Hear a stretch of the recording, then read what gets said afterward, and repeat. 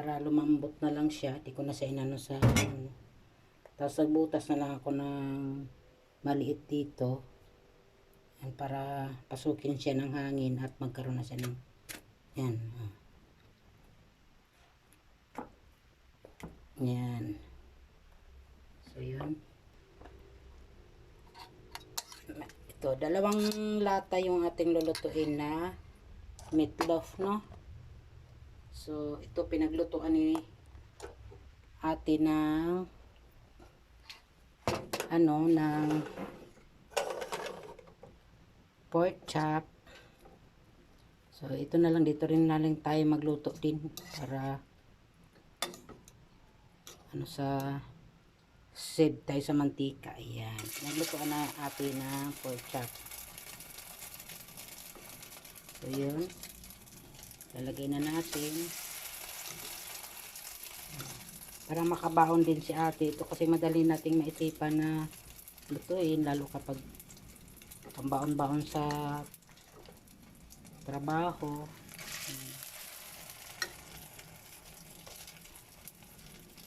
Para makabaon yung ate ko. Okay. Gusto niyang ulam, hindi matatapon daw sa sarabag. Dry.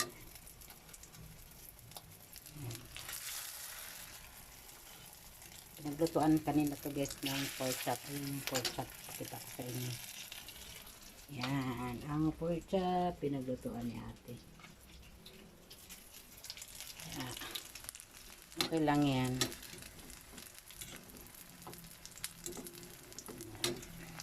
Nauna yung ano niya. Kakain na kasi siya. Kaya nauna nagluto ng pork chop.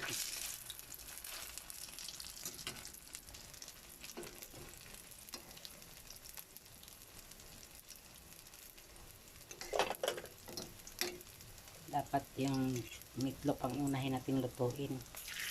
Kakain na siya kaya nag-ano pa lang ako, nag-i-slice.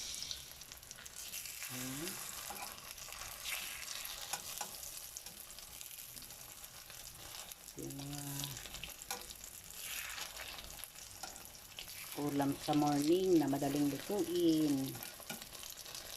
Ayan.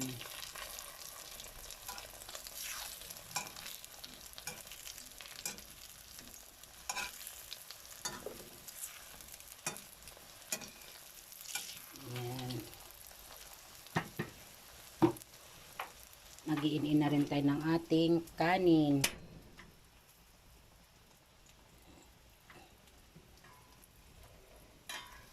Anong sabaw. Tapos, ilagay natin siya dito. Nilagay natin.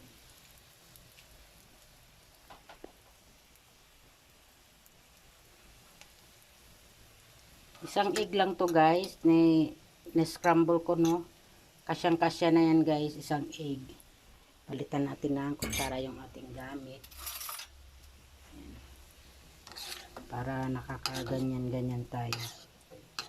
So, ilagay naman natin yung ating ni-slice na isang lata kanina. Ayan.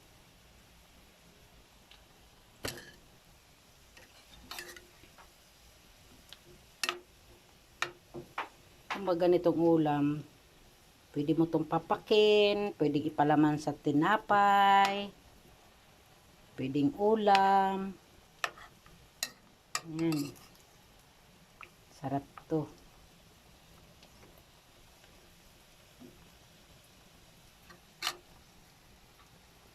Ayan. Tanggalin na natin ang ating luto. Ayan.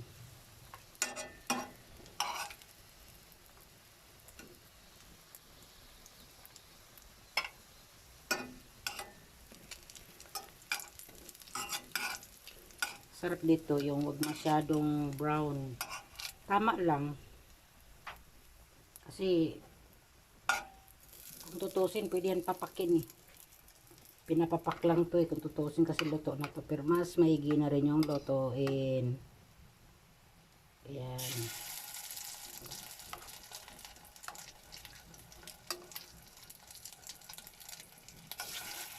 Yung mga bata, pinapapak ito eh.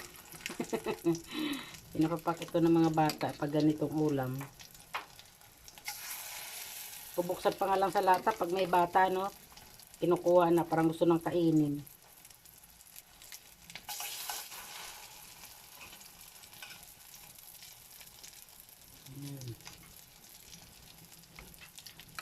Kulang na yung ating oil. Nagdagdag tayo.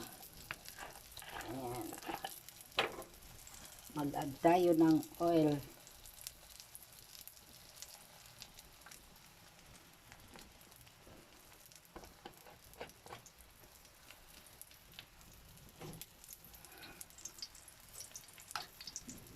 Para makapaglagay tayo nitong ano, iba.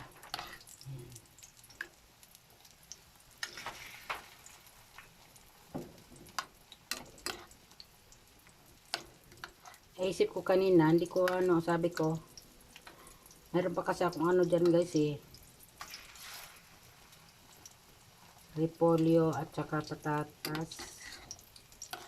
Ano ko sana, patatas at repolyo. Tapos i-combine ko ba. Tapos yung pork chop. Eh, nakita ko tong dalawang meatloaf dito sa cabinet. Kaya naisipan ko na lang meatloaf na lang para mapabilis ang luto ko. Okay. Yan. Tara na natin.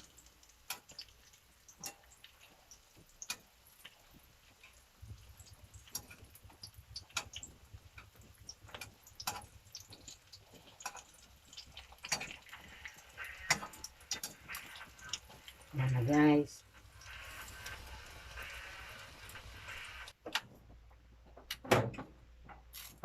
Yan, lagay na natin last nating sasalang. Tapos sabay na rin natin yung itlog.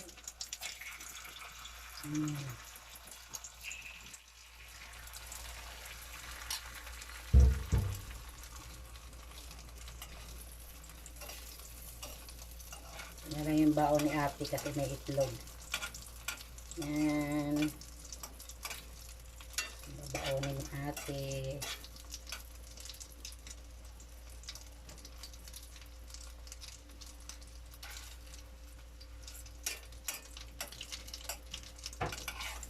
Napakain nyo na ng bote ibig. Alam mo na?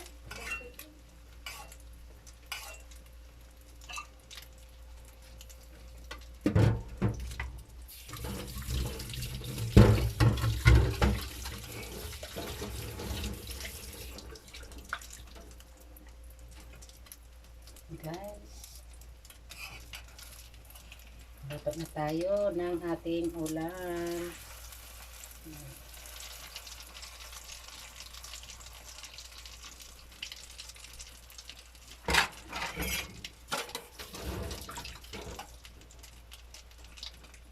Ito na lang yung ulam mo, tiyo, baonin mo.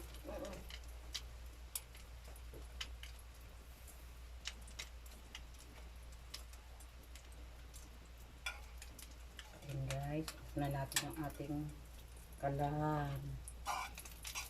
Ayan. Babaonin ni ate. Konti lang naman yan kumakain yung ating ate. Tapos ito, ilagay na natin ito sa ating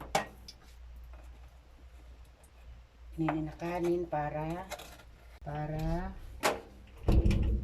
mainitan din siya.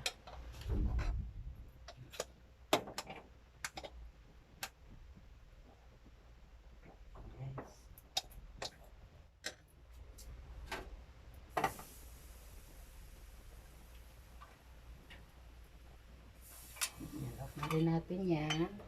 Ilagay na natin to dito sa lamesa guys. Yan ang ulam ni ate. Yan.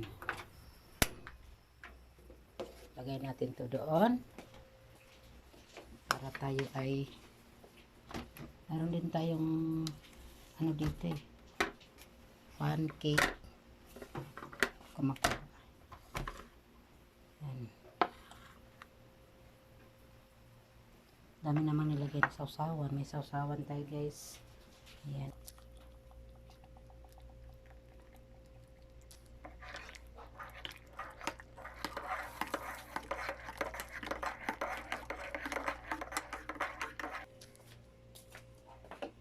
Ayan. Kuha tayo ng kanin. Ayan.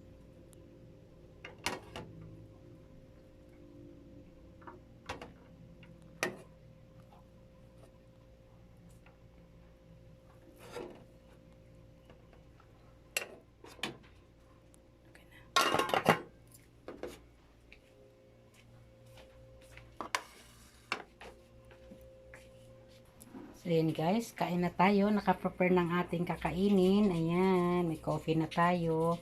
Na creamy latte. Ayan, coffee creamy latte. So, yun, mga sausawan natin guys. Tara guys, almusal tayo guys. Tara guys, kain tayo. Samahan nyo ako. Ayan.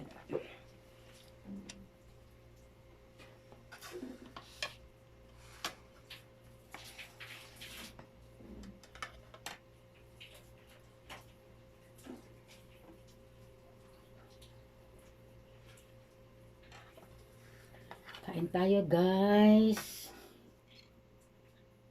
Kuha tayo ng 2 meatloaf at isang pork chop. Ayan. At gusto kong sausawan ay yung patis na may suka. Ayan. Sili. Ayan. Siyempre yung coffee ko. Ayan. Kain tayo. Samahan nyo ako guys. Kakain si Mami Tis.